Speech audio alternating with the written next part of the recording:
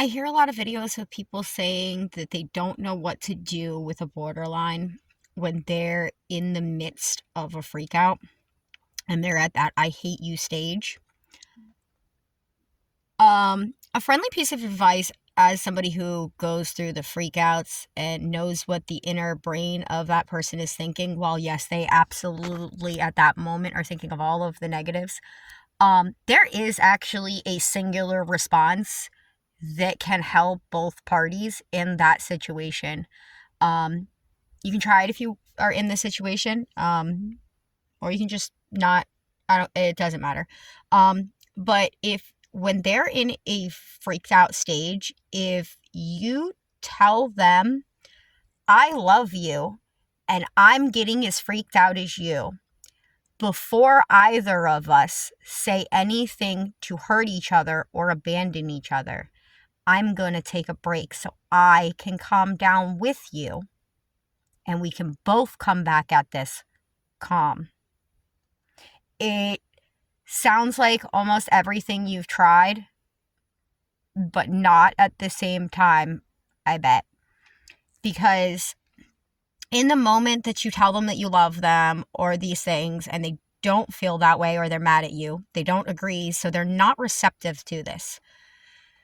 But when you follow it with that you don't want to keep your upsetness to trigger the other person or either of you abandon each other from this, you are allowing the other person's brain to remember that you guys are both in a state of emotional trigger and not how you truly feel.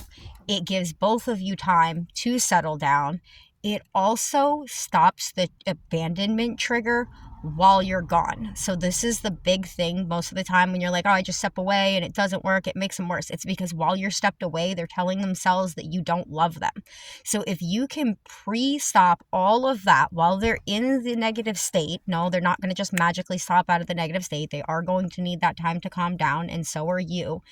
Both of you need that time to pull out of the emotion.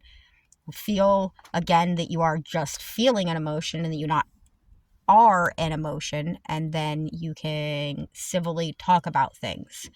It helps ease the triggers that are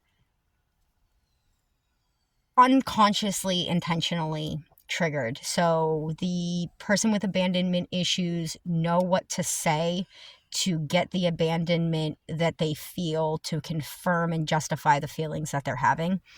And this is an unconscious dilemma that loops and people have a problem with.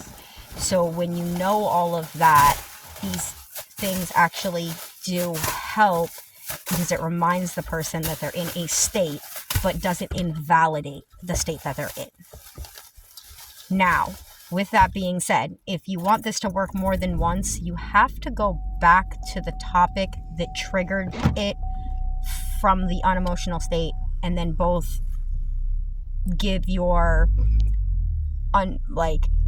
intentions, reasonings, thoughts behind what was going on. Most of the time you'll find that there is some sort of misunderstanding between one or the other parties on what was going on in the conversation or event that triggered this in the first place.